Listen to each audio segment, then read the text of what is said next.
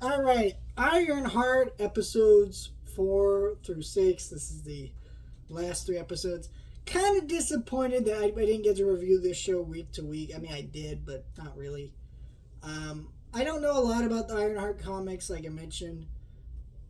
Um, Overall, honestly, I will say this is one of the better Disney Plus shows, which is kind of shocking because now that I've seen the whole picture of the show, the way that it kind of ties in the Iron Man movies doesn't feel like, oh, it's just throwing in references to reference the Iron Man movies. Like, they actually had Obadiah Sustain's son being there. What they did with that, I thought actually worked. And they made actual Riri Williams a character that doesn't really feel like a knockoff Iron Man, which has been a complaint of her in the comics for years. Now, I can't speak too much about that. Like I said, I don't know too much about the comics, but from what I've seen of the comics and that conversation discourse with fans, seems like that's been a common criticism with that character. So seeing that they've kind of changed that is a little bit is for the better. The way they explore like the battle of technology and magic, I think could have been explored a little bit better, but it's still really cool when it's done. And I'm also surprised how good the Iron Man suits and all that stuff actually looks in the show. It's clear there was a lot of money put behind this show, and all these Disney Plus shows have a lot of money put behind them, but it doesn't ever really feel like the quality of the effects matches on the screen sometimes.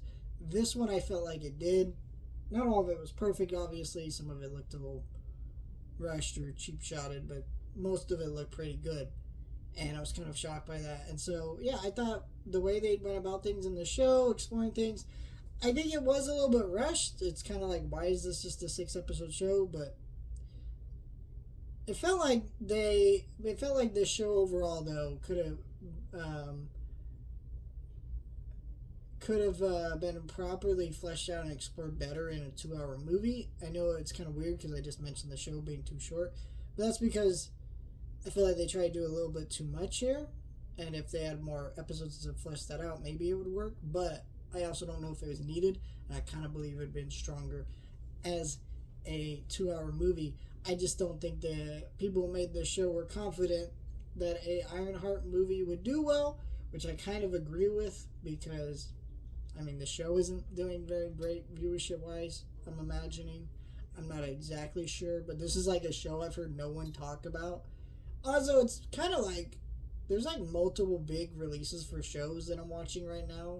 Like, I'm still watching The Bear season 4. I'm on like episode 6 or something like that. Just finished Squid Game season 3. Sandman's dropping his first 3 episodes of its new season on Netflix soon. Like, so this show is kind of, I feel like, getting lost in the dust. I think now that all the episodes are out now, we'll see how it does.